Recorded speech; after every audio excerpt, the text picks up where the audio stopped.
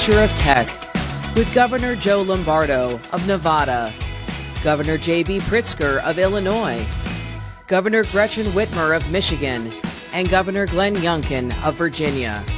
Moderated by Senior Fellow, International Economic Policy, Center for American Progress, Mr. Ryan Mulholland.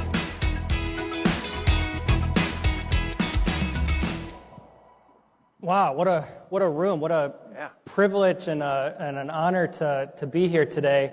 My name is Ryan Mulholland. I'm a senior fellow at the Center for American Progress.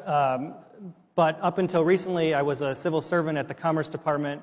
It's been 15 years in the International Trade Administration. So today's topics, economic development, investment attraction, technology innovation, are things that I've thought a lot about, worked on for a number of years. So I will say personally, I'm very excited for today's conversation. We're joined by four leading governors in this country: Governor Youngkin, Governor Whitmer, Governor Pritzker, and Governor Lombardo. I think given the topic, given how short a time we have, perhaps we can just sort of jump right into the conversation. Just so you all know and our panelists know, this is not a debate. For those of you sort of schooled in American politics, we have one of those coming up soon. This is more of a conversation, right? This is a conversation amongst people who are all interested in attracting investment and have, I think, some really good lessons to talk about. So let me just kind of start there. I'll throw a question out to the room. You know, one of the things that I think sometimes surprises foreign investors is that investment attraction is such a bipartisan endeavor.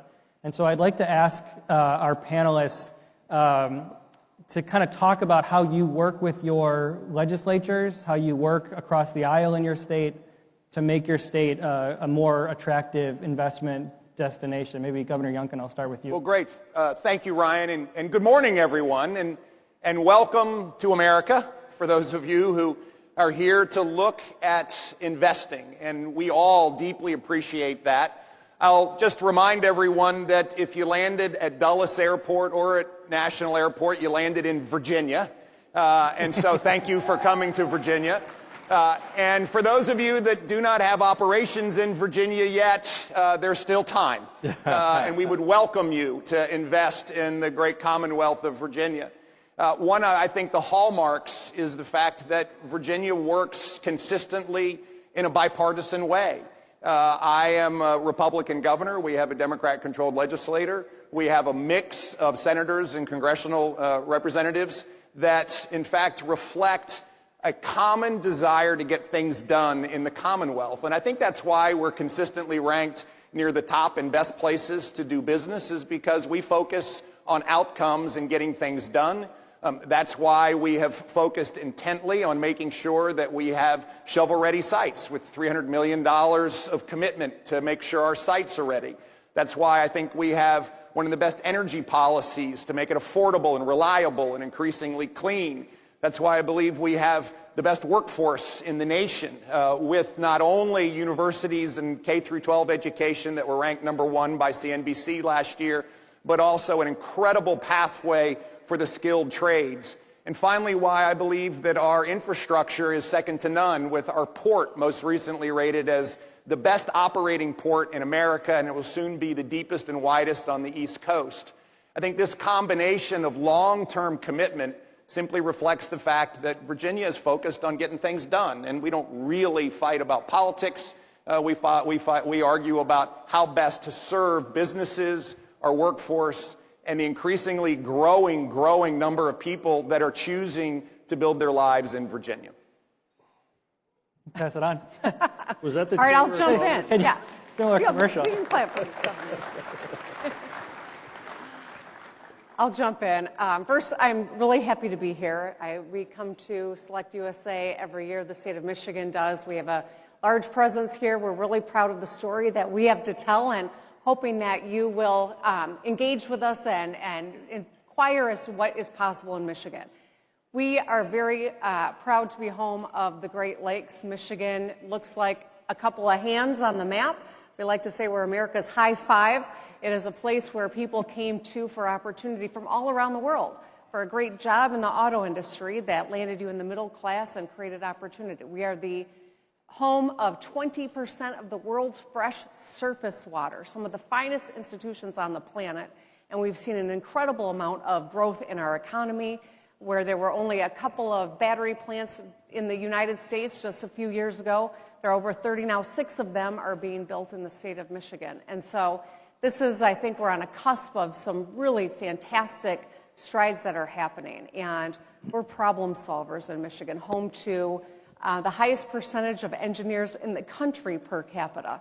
So I think that as we look at the rich diversity in a state like Michigan and the future, making sure that people understand that there is opportunity in our state. We're making investments in our workforce. We've got the top skills attainment in the country right now, according to the Department of Labor, and we're very proud of that because we know as industry changes, we've got to be a state of lifelong learners. We have to be nimble, and we have to, I think, move quickly. And so I think Michigan represents all of those things and a whole lot more. So I'm grateful to be here with all of you, grateful for the opportunity to have so many meetings on my calendar over the next couple of days, and invite you all to the Michigan booth and to the Michigan reception as well. Hope to see you there. Perfect. Thank you. Governor Pritzker? Well, I'm proud to say that I come from the state of Illinois, and we're the 5th largest economy in the United States, $1 trillion GDP. We have a massive workforce that is highly talented, some of the best universities, the 3rd largest community college system in the entire nation. And we've seen over the last number of years a massive inflow of business opportunities, particularly industrial. But remember, we're home to 32 of the largest companies in the entire United States, both in Chicago and around the state of Illinois. So we're proud to be welcoming to business. We bring a whole lot to the table. I share with Gretchen Whitmer the fact that we're in the center of 20% of the world's fresh water. That's something that unfortunately will increasingly be in demand and scarce. So being in Illinois means you have access to that. We have some of the most fertile farmland in the country. We're the largest producer of soybeans and the 2nd largest producer of corn. I was a businessman before I became governor, so important to me is how much electricity, how much energy are we producing? We're actually the largest state for clean energy. One of the reasons for that is that 53% of our energy is produced by nuclear reactors in our state. We have the most of any state. We also have put in place a Climate and Equitable Jobs Act that's increasing our wind and solar. So that's doubled in the last 2.5 years since we put in place a new law that will end fossil fuels in energy production by 2050 in my state. But I want to be clear to all of you that we are a state that brings workforce, energy, great sites. Just like Governor Youngkin, we invest in our sites to make sure that what you're looking for is available in the state of Illinois. So I'm very proud of the work that we've done to lift up the economy, especially post-pandemic, when we've all been at the job of, figuring out what the future looks like, remote work and everything else. But Illinois is the center, the heart of the nation. We have all Class 1 railroads, all 7 of them, running through the state of Illinois. We have the most extensive transportation system. So if you want to build a factory and send your goods all over the United States, Illinois is the place to be. Governor Lombardo? Well, good morning, everybody. I'll go back to the question. I didn't know we were doing the Chamber of Commerce here. But the question was the political environment in the state of Nevada. Similar to Governor Youngkin, I'm a Republican, and I have a majority Democratic legislature. So the key to that and moving the economy forward and the state forward is communication. And I'm very proud of what we were able to achieve in the last legislative session as a result of that bipartisan effort. I think that's a big topic, and the reason why it was asked is because if the legislature and the administration and the executive branch of the government don't get along, it creates an environment of waste for you. Your business doesn't have the ability to open. You don't have the ability to process it. You don't have the ability to receive goods or provide the resources that the state provides to your business environment. And Nevada is conducive to that. We have a very robust communication systems across the aisle on both parties associated with business environment. And we have space. And for those of you who may not know, we have a lot of sun. We're going to talk about renewable energy, I'm sure. So Nevada is conducive to renewable energy. So mining, renewable energy, lithium, battery manufacturing, and renewables. And recycling associated with that whole business model. That's Nevada. That's Nevada, and we're open for business. A lot of things you deal with in the other states as compared to the state of Nevada is regulatory environment. We are open for business. I'll repeat that 100 times throughout the next 3 days. We are open for business, and we will create an environment to make it easy for you to put your roots down in the state of Nevada, develop your business model, and transport it, because we're right next door to one of the largest economies in the world. And I won't mention the name of the state, but I'll let you figure it out. But those products that you produce have to go somewhere, and we have the ability to move them with ease within the state of Nevada. Ryan, could I just add one more thing? I think having four... You know, the fact that you have 4 governors up here and you ask this question, we have to get things done as governors. You know, we can't, Congress, they can talk all day and all night and fight with one another. We actually have to deliver for the people of our states. Republicans or Democrats, we have to deliver. And you've seen, I think, that one of the reasons that all 4 of our states are succeeding is that we are forward-thinking, we're, get things done. And if you show up in the state of Illinois, as I'm sure is true in the other states, but if you show up in the state of Illinois looking for an expansion of a business, a relocation of a business, we're going to provide you with the custom service that you need to make sure you have the workforce that you're looking for, the site that you're looking for, the electricity you're looking for, the utilities overall that you're looking for, and because we have to, because it's our job to deliver for our people. Exactly. Super helpful. It's very clear that you guys know the commercial pitch for your state like that, so very, very well done.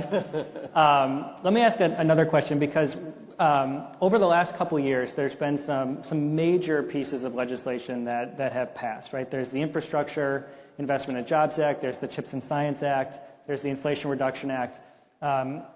Industrial policy sort of measures that are really driving investment in this country, all over the country, in a lot of different sectors. At the Commerce Department, $50 billion to sort of revitalize semiconductor manufacturing in this country. I'd like to sort of throw a question out to the group, and whoever wants to answer can sort of take the lead. But sort of how are you thinking as a governor of your state about sort of driving investment into key industries of the future and what that might entail? Why don't I start? I think it's picking up from Governor Pritzker's comments. The first thing you do as a governor is you have to set a strategy. I came from the business community as well, and the first thing you have to do is lay out the strategy for your company or your state. And that requires us to first understand what are the key ingredients that are necessary for a vibrant business ecosystem. You've heard us talk about them. It's critically important to have a world-class infrastructure and transportation environment, world-class workforce, world-class business ecosystem from an environmental and regulatory standpoint. Virginia's a right-to-work state. It's really important that we, in fact, promote free labor so they can choose whether you want to be in a union or not in a union. All of those are critically important. But we also have real advantages in certain sectors, and that has been one of our key objectives in Virginia.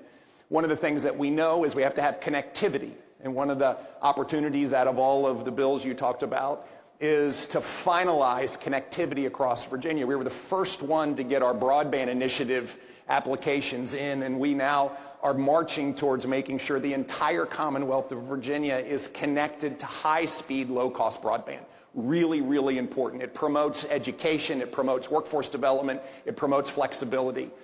We also know that there are sectors that we particularly have advantages in. Advanced manufacturing has been on a rapid increase in Virginia as our workforce, which is one of the most highly talented, highly educated workforces in America, combines with the strong push that we have made in skilled trades, really coming from our foundation at Newport News Shipbuilding, but moving across the whole Commonwealth, and now really supporting companies like Lego that have chosen Virginia to build their advanced manufacturing in the United States, but also in research.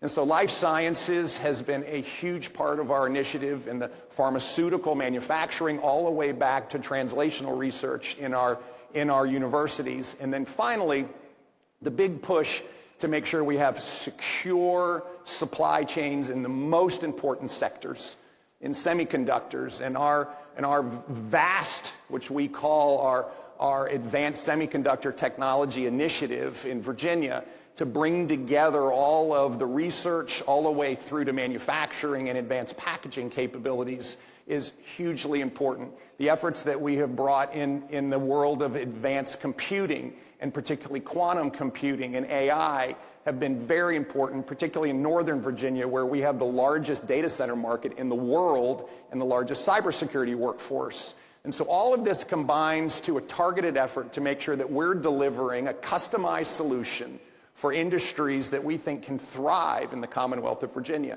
And I think that's the role of a governor, is to step back and say, where do we need to invest? And this basic theme that governors lay out strategies and then work across the aisle, work with all the capabilities in our states and the federal capabilities, is so important. Thanks. And I would add that, our economic strategy in Michigan, obviously people always think about mobility when it comes to Michigan. We put the whole world on wheels. We're very proud of that and proud of the role that we've played in terms of advanced manufacturing. That said, that is continues to be an important part of our ecosystem and our economy. I would add that there are so many different pieces that are coming from that, whether it is in aerospace, whether it is in terms of life sciences. One of the proudest moments, I think, during the pandemic that we were all struggling with was we were able to steal a headquarters from a fellow state that wasn't following science during the pandemic. When you're in the life sciences, you want to know that you're going into a place that embraces and supports science and scientific investment. And so we were really proud that we were able to secure that. When the world was waiting on vaccines, I remember watching all the vaccines roll out of Pfizer's plant in Kalamazoo, Michigan. UPS and FedEx trucks showing up to bring the vaccine to around the world. So these are all, I think, really important pieces of what is obviously happening in the economy. But what is not is we have the second most diversity when it comes to agriculture in the country. Comes out of the state of Michigan, a state that actually has winters. We still are able to boast that we've got the second most diversity when it comes to ag. And so as we are thinking about what does the future look like, deploying the resources that the Biden administration was able to get done.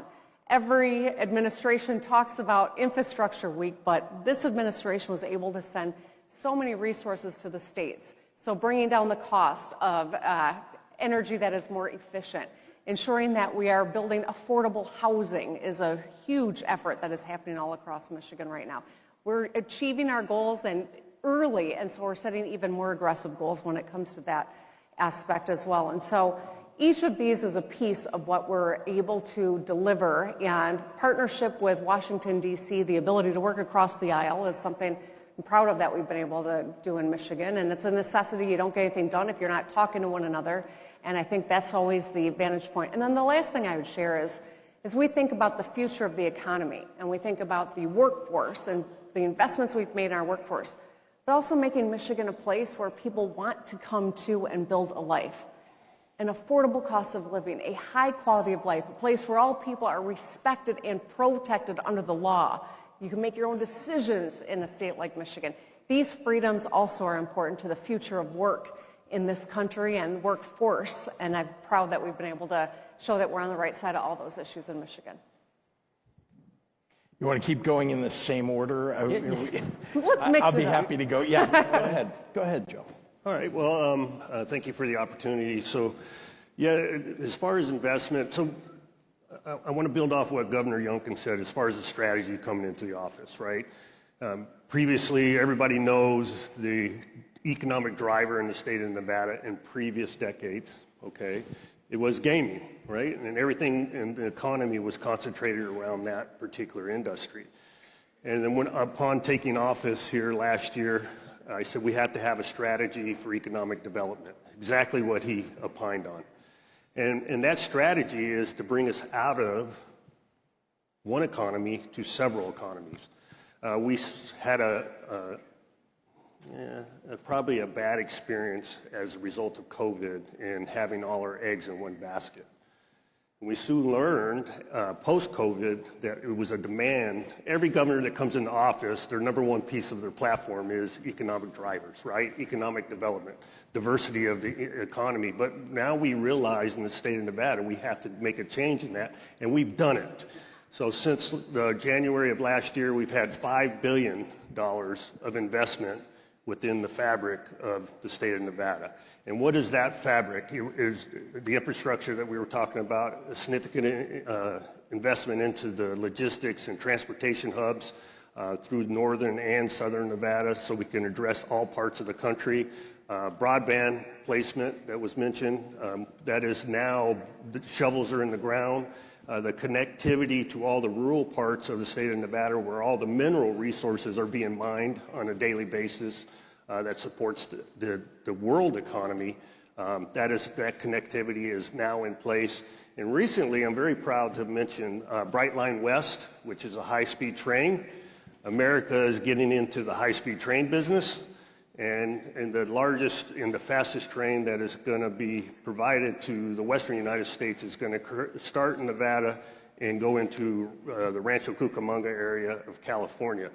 And what is that based on? That's transportation of goods, existing rail systems, and ability to increase upon, unfortunately, tourism, even though we are trying to expand on that. But bring it back to Nevada, minerals, exactly what we're all probably sitting in this room here today to talk about how we're going to process lithium, the EV environment, and recycle everything associated with that. It's all occurring in the state of Nevada. So I think for a state to win, you've got to determine what you have a right to win at. If you want to drill for oil, you're not coming to Illinois. But we have a right to win in things that come naturally to the state, our location. If you want to access the North American market, being in Illinois is the best place to be. As I said, we've got the infrastructure. In fact, we passed a massive infrastructure bill in my first year in office, 2019, before the federal government got around to it, $45 billion to modernize our roads and bridges and rail and waterways, our ports. And then the federal government got in the business of it and added another $20 billion on top of our 45. So virtually everything in Illinois has been upgraded from an infrastructure perspective. But we had a right to win because of our location in transportation, distribution, logistics. We have a right to win in agriculture because we've got some of the most fertile land and fresh water and in a number of industries that rely upon fresh water. But I want to focus on not the things that come as a result of the natural aspects of the earth and the luck of the draw of being in Illinois, but the things that we focused on in our state that now are major advantages. The fact that we produce more electricity than we use. We're a net exporter of electricity, and most of it is clean. The fact that, and that's something we invested in our state, the fact that we have some of the best universities in the entire world, University of Chicago, Northwestern University, University of Illinois, Urbana-Champaign, University of Illinois, Chicago, those are all R1 research institutions, and out of those institutions come some of the most important developments that are affecting all of our lives and will for the next century. Over the last 30 or 40 years, it was the development of the internet. Most of that development came out of the University of Illinois, the supercomputing that occurred there. I'm not claiming that we invented the internet.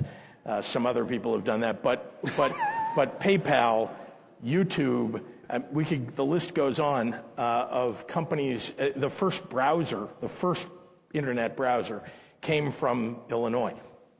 Now, today, the University of Chicago, Northwestern, University of Illinois, Urbana-Champaign are leaders in the development of quantum and AI. In fact, we've received more dollars than any other state, more grants than any other state in the development of the quantum ecosystem. And we intend to be a world leader in quantum computing, quantum sensing, quantum communications. Those are all things that I think we have a right to win at because of the investments that we've made in our major universities, our R1 institutions. But we also have the right to win, in my view, because we've attracted enormously talented people and educated them well. And so if you're looking for anybody from a PhD scientist all the way to a talented advanced manufacturing worker, we've got all of that with the second best education system in the entire country, and the investments, the increasing billions of dollars of increased investment in our education systems. Yeah, great answers. And you can tell that sort of across the board that you guys are kind of thinking about these issues. I think it comes across really clearly. Let me ask you guys a question about workforce, because when we think about building things in the United States, when we think about advanced manufacturing, Governor Youngkin, you talked about, you need a workforce that can handle those jobs, right? That are ready to succeed in those jobs. How do you think about workforce development? And that I'd like to kind of broaden it out to both education, right? Educating tomorrow's workers, and also training today's workers for sort of the jobs of tomorrow. Yeah, as I've traveled around the country and the world speaking with businesses, I hear three things every time that are at the top of the list for folks: workforce, workforce, workforce, talent, talent, talent. Workforce, workforce, workforce, talent, talent, talent, and workforce, workforce, workforce, talent, talent, talent. And then right behind them are energy and power and sites that are available and a great place to live and good infrastructure. But talent is always top of the list, rightly so, because it determines everything, everything. And what you're hearing, of course, is 4 governors who understand that. We believe strongly that talent comes in 3 distinct areas. Number 1, education. How are we building the talent of the future? That's K through 12. That's actually pre-K, and that's our university system. And I'm always so proud. Virginia, as I said, was ranked number 1 in the nation in the CNBC poll last year in best education. And we have had record investment every year of our administration in our education efforts, which combine pathways to our great universities, but also pathways to go right to work. Our community college system is extraordinary, and we've partnered to make sure that Virginians who want to go straight to work can actually receive an industry-recognized credential, can be trained to go right to work with industry-recognized training programs and certificates. Hugely important. Second big piece is, how do we bring talent from other places? And we have passed extensive universal licensing legislation. So if you have a license in another state and you want to come work in Virginia, come on. We'll take you and put you right to work immediately. And then the third part of this is customizing skills to the needs that companies are telling us that they want to see in their workforce. And in today's world, that is injecting a big element of technology in everything. And so how do we blend together those efforts to make sure that, yes, we have the most advanced skilled trade education system in America, and it is incorporating the necessity to make technology a core part of this. And that has been part of our overall curriculum redesign across the Commonwealth, both in our K through 12, but also in our university settings. And I have to say it works because we've been so pleased to see a record number of Virginians join the workforce. We have the most Virginians working ever in the history of the Commonwealth. We have more jobs that have been created than in the history of the Commonwealth. But most importantly, we see companies saying, yes, these are the kinds of people we want to hire. Critically important to match the development of workforce both today in training the current workforce, but also building the one of the future. I am determined to mix this up, so I'm going to take that one because I think Mr. Youngkin's been in my conference room. You got listening devices in there? Because exactly to the T is, I'm sure all of us and all the other governors that aren't here today are approaching education as the key to success into the future. So when I ran for office, one of the key pillars of my campaign was education. To be successful into the future, education, to build off the talent. And that's where it comes from. The foundational piece is education. So as, putting the money where my words are is I've made the largest injection into the education system in the state of Nevada, in the history of the state of Nevada, knowing that we have to occupy those jobs into the future. And it's the retooling of the curriculum. We've been in this hierarchical, this doldrums, this historical form of education, especially at the higher education level, the university and college systems, on how we approach jobs into the future. There's nothing wrong with the other, directions that people want to go individually, but for us to be successful in quality of life for your families and high-paying wage jobs, the retooling of the curriculum was necessary, and that's exactly what we did. We went back to its infancy, reevaluated and what we were going to produce into the future, and actually putting that down on paper and having accountability that goes along with it. For us to be successful. We realized that was the need in the state of Nevada. We have put that backbone and that foundation into place, and I'm expecting very positive success here in short order. And just that knowledge of where we are going as a world and as a country and as a state, and to be able to bring it down to K through 12, higher education, is the important piece. And we have that vision. We have that vision, and we're moving forward with it. Go ahead, JB. Workforce is the most important thing we have. We don't, that Beverly Hillbillies song, up through the ground come a bubbling crude. We don't have a natural resource that we can just dig up and sell, and there you go. We've got a lot of revenue in our state. It's the quality of our workforce that really matters, that attracts all of you to Illinois. And that starts not at the university level, though that's hugely important, and I bragged about that earlier, but actually in the very youngest years. That's investments in early childhood development before you ever get to preschool, and then universal preschool. So we've made massive investments in early childhood. It's something that I've been involved with for 20 years before I became governor. I worked at it at a national level with Republicans and Democrats, and in Illinois, we're basically doing precisely what I have been trying to get the rest of the country to do for so many years. Those early investments are not just good for the workforce of 10 and 20 and 30 years from now when these kids grow up, but also for the parents of today who are workers. And when you talk about it, and it particularly affects women, but it's true of parents across the board that if we don't have childcare available and it is not affordable, that parent isn't working. And that means our workforce is hobbled. Well, that's not the case in Illinois. We've invested massively in childcare, in preschool, in making sure that there's universality to it. So we have the maximum and best workforce that we can have.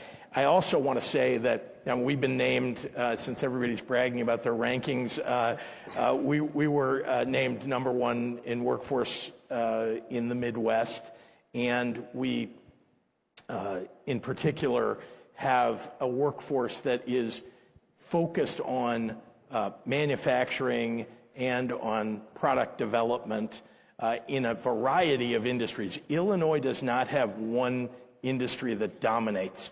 In fact, no industry in Illinois has more than about 14% of our economy. So we have finance, we have manufacturing, we have life sciences, we have quantum, we have advanced computing, and so on. And it's one of the things that makes our economy stable, and one of the reasons why people stay in Illinois, why people want to be in Illinois. And so when companies like yours or people that you represent are thinking about where they want to locate, and they're talking to anybody, I think they would say about Illinois that we have the most stable and best educated workforce for the kinds of industries that you're looking to locate in the United States. I think anyone who's been watching this can tell governors have something in common. We all brag about our states, and we are the top salespeople for our states. We're also the ones that set the agenda and make sure that we are holding ourselves accountable as the people will hold us accountable. And I do think that that's where we get stuff done, is at the state level. And so I'm glad to be sitting here with my colleagues. I would just share, in Michigan, I think the greatest strength is our workforce. I was chatting with a few leaders in business who've got presence in other states, and they were observing that Michigan workforce is proud, takes pride in their work, and they thought that that was something that set us apart. And I thought I'd just share that because I see it all across my state. Whether it is the investments that we're making in early childhood so that we are setting our youngest Michiganders up for a lifetime of health and wealth, or it is the investments we've made in child care, as my colleague Governor Pritzker just said.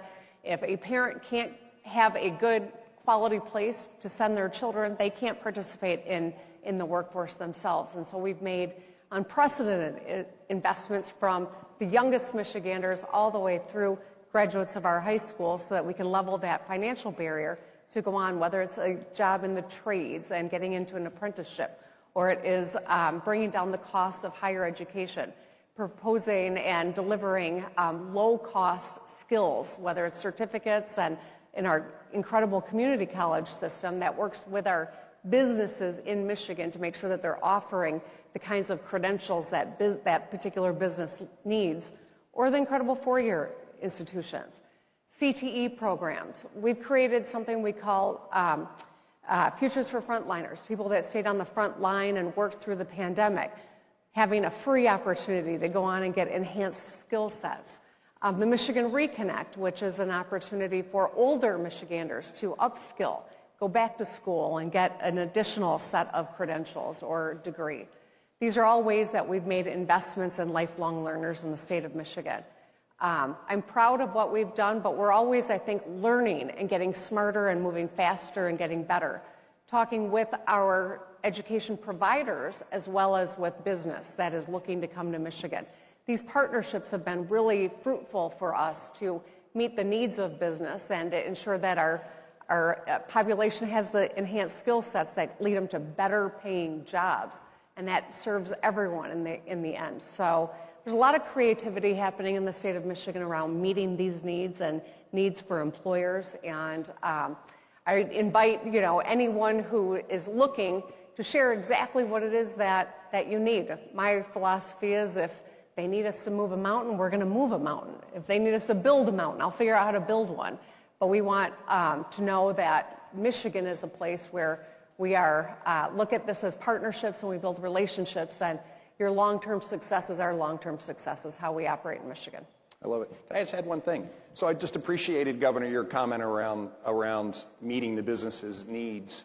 And I think one of the challenges when you come from the outside into government is it doesn't move at the speed of business.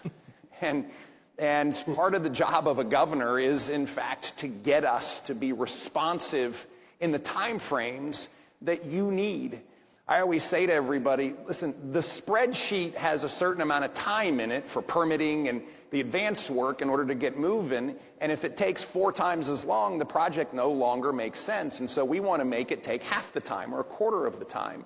And this cycle time of government and increasing it to the speed of business so that we can be responsive to your needs, so that you can in fact have certainty that when you apply for a permit, you actually need utility connections. You need to make sure that you can get your grading plan approved. You need to be able to make sure that the housing development that's going in order to house your workforce all proceed on a time frame that you're used to, as opposed to one that government is used to, is critically important.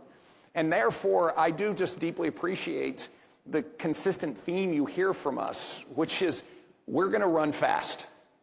And that's what we've done in Virginia, is pick up cycle times. How do we cut permitting times in half? How do we make sure that we have SWAT teams that can bring utilities and workforce and housing and everything to the things that you need?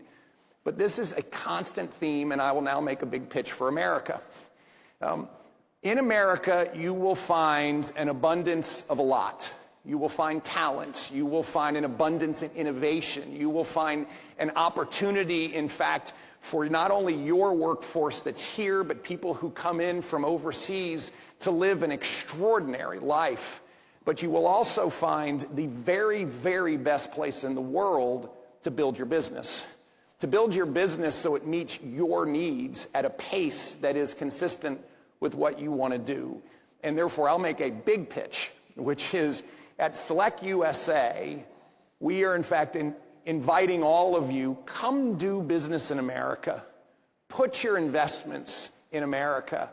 And you'll have 4 governors here that will compete like crazy to get you to come to our state to do that. But decision number 1 is come to the United States and build your company's future. And then we will all present our best case for you doing it in Virginia or Michigan or Illinois or Nevada. But make that first decision while you're here, and then let us go to work and help you be successful. Yeah, wonderful.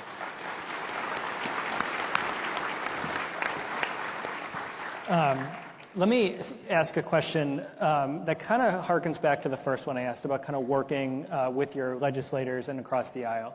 One of the things that we've seen, I think, really effective at attracting foreign investment is the work that states do with the federal government, with Select USA, with the Commerce Department more broadly. I think each of your states has worked with the Economic Development Administration, for example. We only have a short amount of time left, so I'll try to keep answers a little short on this one. But I'd like to ask you to sort of highlight maybe a project or two where you've seen the impact of that relationship between federal and state. I'll jump in on this one.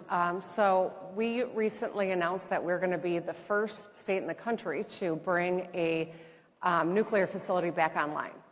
And it took an incredible amount of work from my team on the ground in Michigan with the company that was selling the facility to the Department of Energy and the Biden administration, as well as people in the local community. So we're talking about every level of government, because these are good-paying jobs that help deliver green energy and keep a community and business, thriving and bringing down the costs, and also in helping us meet our climate goals in Michigan.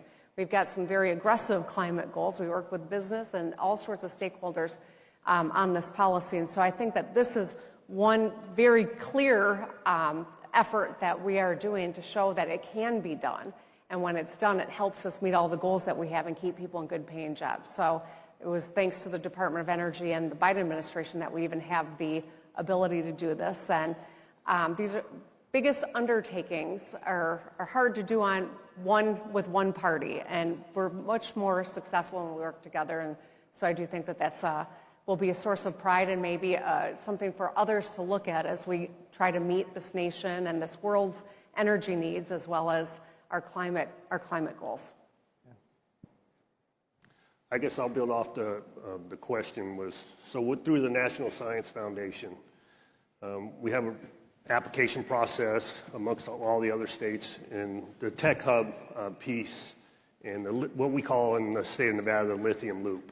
And how do we partner with other states, inclusive of Utah and Arizona, to work on the science, the processing and the recycling of that whole tech hub. So we were successful in the application process via the federal government to fund that education piece, workforce development, and the science that goes along with it through the first phase.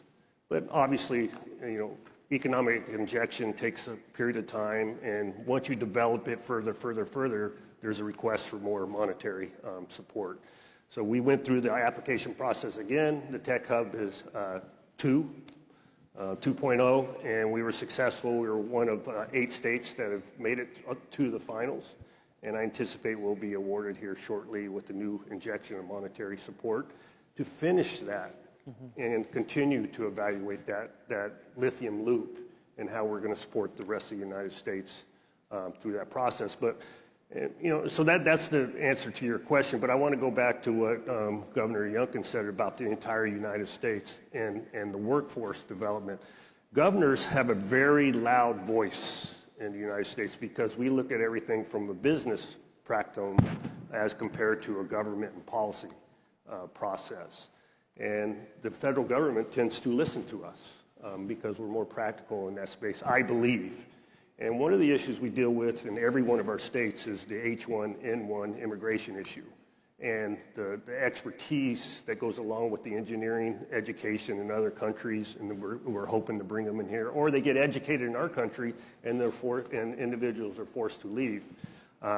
We are, as a country, heads and shoulders moving at a monumental pace to solve that particular issue. And I think we're on the cusp of changing the workforce dynamic as a result of that. Governor. Well, I guess I'd have to focus on infrastructure because in Chicago, which is, by the way, the greatest global city in the United States. After right? Detroit.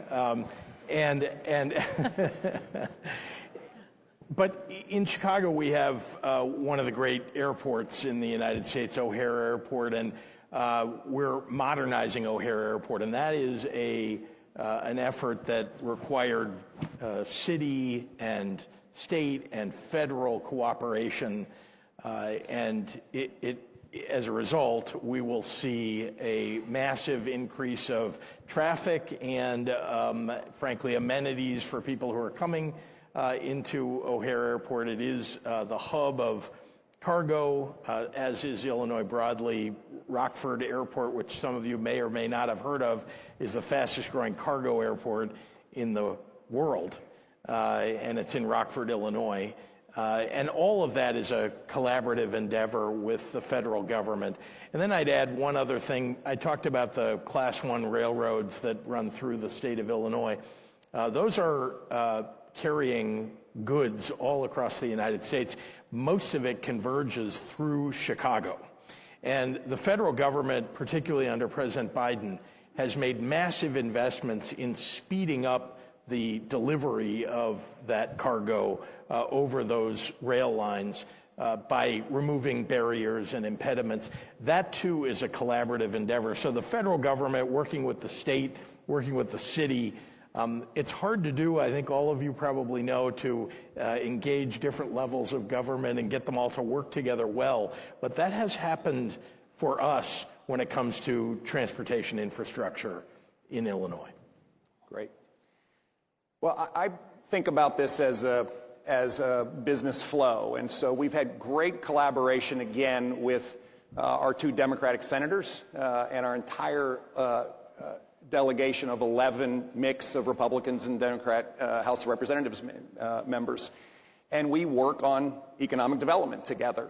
We are the only delegation, I believe, in America that delegation has lunch every month, and they invite me to join 3 times a year, and we talk about what we need to be working on together. And that has translated into a lot of the foundational investments. Our port will be the deepest and the widest on the East Coast when we finish this most recent project.